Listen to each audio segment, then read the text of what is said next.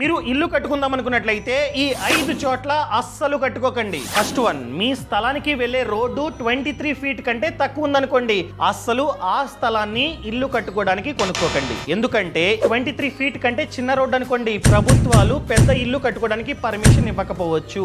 Max to max G+2 కి మాత్రమే permission ఇస్తాయి. మీరు కనుక 3 ఫ్లోర్స్ 4 ఫ్లోర్స్ 5 ఫ్లోర్స్ కడదాం అనుకున్నట్లయితే కట్టలేరు. సెకండ్ వన్, మీరు కొంటున్న స్థలం పై నుండి హై టెన్షన్ వైర్లు వెళ్తున్నట్లయితే అస్సలు కొనకండి. ఎందుకంటే రేపు కన్స్ట్రక్షన్ చేసే టైంలో కన్స్ట్రక్షన్ చేసిన తర్వాత చాలా అంటే చాలా ఇబ్బందులు మీరైతే ఫేస్ చేయాలి. ఇంకా థర్డ్ వన్, మీరు కొంటున్న స్థలం పక్కనే పాండు లేదా లేక్ ఉన్నట్లయితే అస్సలు కొనకండి. రేపొద్దున్న గట్టిగా వర్షాలు పడితే మునిగేది ఫస్ట్ మీళ్ళే. అదే విధంగా హైడ్రా టెన్షన్ కూడా ఉండవచ్చు. అర్థమైందా? అండ్ ఫోర్త్ వన్, మీరు కొంటున్న స్థలం పక్కనే కొండలు పర్వతాలు ఉంటే అస్సలు కొనకండి. మినిమం డిస్టెన్స్ 100 మీటర్స్ అన్న ఉండాలి. 100 మీటర్స్ లోపు మీరు కనుక కొనుక్కున్నారనుకోండి, రేపు ఏదైనా గట్టిగా వర్షాలు పడి ల్యాండ్ స్లైడ్ అయితే ఫస్ట్ డ్యామేజ్ అయ్యేది మీలే. అండ్ ప్రభుత్వం కూడా పర్మిషన్ అంత ఈజీగా ఇవ్వదు. అండ్ లాస్ట్ వన్ చూసుకున్నట్లయితే రోడ్ హైట్ తో కంపేర్ చేస్తే పక్కనే ఉన్న స్థలం హైట్ చాలా డౌన్ లో ఉందనుకోండి, అస్సలు కొనకండి. రేపొద్దున్న ఆ స్థలంలో ఏమైనా కట్టాలంటే బేస్మెంట్ కి చాలా అంటే చాలా ఎక్కువ ఖర్చు అవుతుంది. అండ్ గట్టిగా వర్షాలు పడినా లేకపోతే వరదలు వచ్చినా నీళ్ళన్నీ మీ స్థలంలోనే ఉంటాయి.